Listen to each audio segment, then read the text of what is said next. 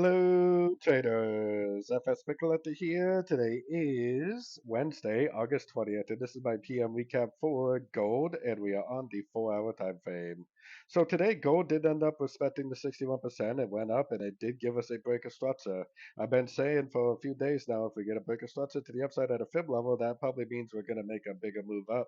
Like this is potentially an A, B, and C before it actually makes a big move to the downside. So now that we have that fib bounce, now we have that breaker structure, I would have more confidence to look for longs on the sort of time frames. Now, I definitely wouldn't be trying to go long at the top of a wave. I would be trying to go long on pullbacks, especially if you see like three-way pullbacks. So hopefully, what's going to happen is you get the breaker structure, you get maybe a little push up, and then you get a pullback, and then hopefully you get another long opportunity. Maybe for like the one of C, two of C, and potentially up for a big wave three of wave C. So anyways, don't forget to check out my website linked over here in the corner. And as always, thank you for watching and happy trading.